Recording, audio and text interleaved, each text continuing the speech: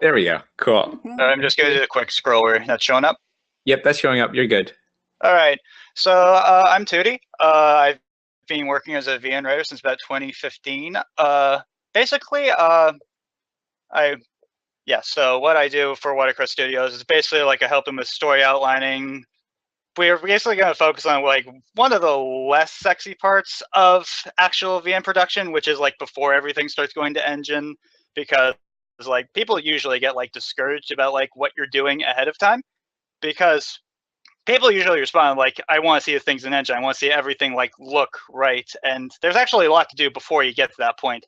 And this was a pretty thorough document. The most recent thing I worked on it was mentioned in the previous Watercress presentation that was titled, My Girlfriend is a Demon Summoned from the Depths of Hell, in which I was the project director for that. That actually had like about 31 pages of planning in the game design document for a 40,000 word Connect visual novel. So a fair bit of work goes towards the planning process. Some of the things for outlining, it's one of those things you don't really get to hear people talk about because you don't see it done. Like game design is basically invisible. And the other thing you see is that there are usually two kinds of writers. You get people who write on the seat of their pants, or pantsers as the terminology goes, or the planners and outliners. I fall into the latter category. I find that having the structure in place is basically good for a bunch of things. Like our team likes working with lots and lots of contributors. Like I would ballpark about like 20 or 30 at some points for like significant projects. And to coordinate all that, you want to work on it. You want to have like a very good plan in groundwork ahead of time. So if you're working on big teams or moderately sized teams, having an outline like prepared and ready to go is hugely beneficial. And yeah, it just helps you organize it. If you're looking for contractors for your work, it makes you look a bit more serious. We got a lot to go over, about 5 minutes. I'm just gonna jump right through this. I'm gonna list this PowerPoint a little later after the show. Just to get started, you'll want a centralized like game design document at the end of the presentation. I'm gonna link a sample that's that's a few pages long. There's a lot of resources that go into a visual novel, and you'll want to like plan for like how different ones appear. But we're gonna be focusing mostly on like the story side of things. So we're gonna start with like the elevator pitch. Like an elevator pitch, if you're not already familiar with it, is basically you're in an elevator with an executive. You're only in there for about 20 or 30 seconds. Where are you going to tell them that's going to like sell your idea and what's your concept? So if you have like 2 or 3 sentences of like what your idea is, that's a good standpoint. You can share that with people to see how they feel about it. This is a good idea to determine if you were ready to market this. If you look on Netflix, like the show descriptors are a good starting point. At this point, you want to like consider like who the major characters are and how you're interacting with the players in terms of gameplay choices implemented. There's no point that's too early to think about like what kind of gameplay elements and like UI things that you're considering. Early plot selections, I like to focus on 2 separate things to like really develop a story. The first is the plot skeleton. I'm going to drop down to the next slide relatively shortly. But basically what a plot skeleton is the primary like storytelling core that you want to go with. So I'm going to use a quick example of like one of the simpler, more familiar stories people might be familiar with, Snow White.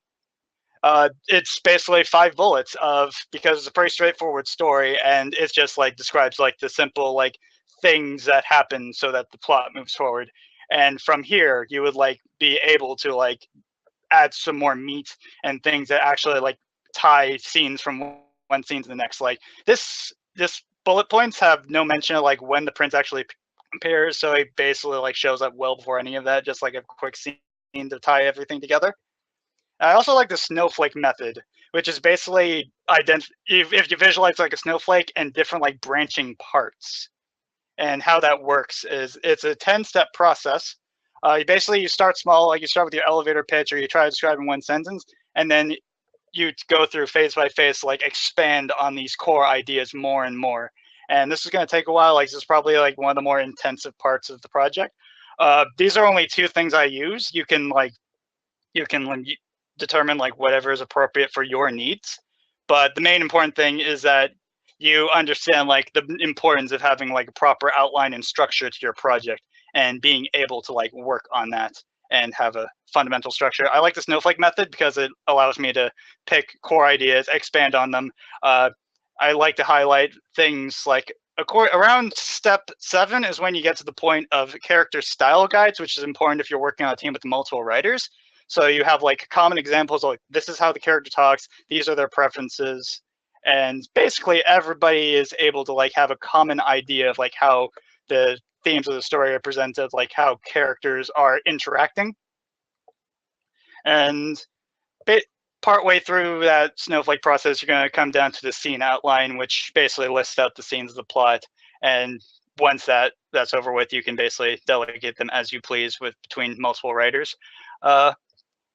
It's very simple. Like, try to keep your scene outlines and like various like short descriptors like relatively open, and try to give like the writers as much creative control, because there are basically 2 different kinds of writers for a lot of VN projects, and a lot of VN writers will wear the 2 different hats. The one is just like straight writing of the scenes themselves, and the other will be like the more macro level of like, what are the themes, what are the characters, what's the plot, what's the story, basically everything involved with writing that doesn't actually like go in the engine. And they both, and if you usually do both if you're a writer, but if you're on a big project, it can help just like have those 2 separate, and then they work very closely together.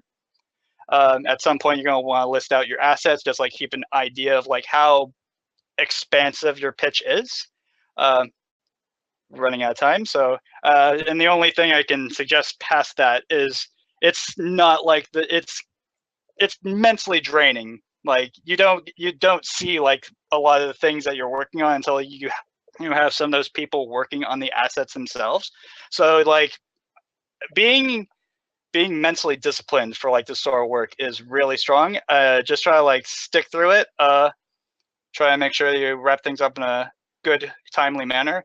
Try to keep all of your ideas in a common game design document that I linked to sample near the end. That's where you keep like all of your ideas, like current writing, current planning, and try not to like lose any ideas, because we're really forgetful. I think I can wrap it up here and take a few questions in the few minutes I have. Let me just check the chat. Awesome. Oh, one word about GDDs, man. Publishers love them. Like, when you apply to be published by Sekai Project and a lot of other publishers, we will ask for a version of a GDD because it helps us understand. So it's not busy work for yourself. Other people will ask for it someday. I try to prepare 2 different versions.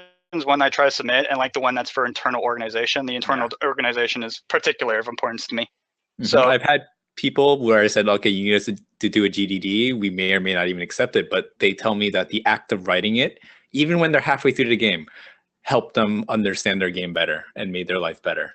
Yeah, I will repeat that the Demon Girls document for like, my girlfriend is a demon, et cetera, that was a 31-page document for like a 40,000 word VN. So internal documents can get pretty expansive, so you want to like have a more condensed one for publishers and whoever you want to go to. I'm looking for any questions in the chat. I know, I'm not seeing any. A lot of people. Let me scroll back down to the bottom. There are a few resources that you can go to as writers. The VN genre takes a lot of cues from different like mediums, so you can always read like plenty of books on like things like screenwriting, like get you better prepared for like how to write and like how to visualize being a creative consultant and planner. I recommend Save the Cat in particular because it's basically for screenwriting. A lot of the things that you can take from direct screenwriting, like for movies, for plays, for TV shows, a lot of those skills can translate directly to VNs if you're like willing to apply yourself. Let me see if I'm getting pinged. Staying organized. It's kind of hard. I usually keep all my notes on Google Docs or Google Drive, and I try to like keep everything like linked together. So like everything is there, but everything is like separately organized. So what we do, that's how we like organize like so much raw content and so many ideas getting passed around. And we usually have meetings. There's a lot of meetings. I don't think I really talked about meetings. You want meetings, and you want meeting notes. Just like keep everything written down. Like, don't let it like vanish to the ether and it's 40. So I think we're good.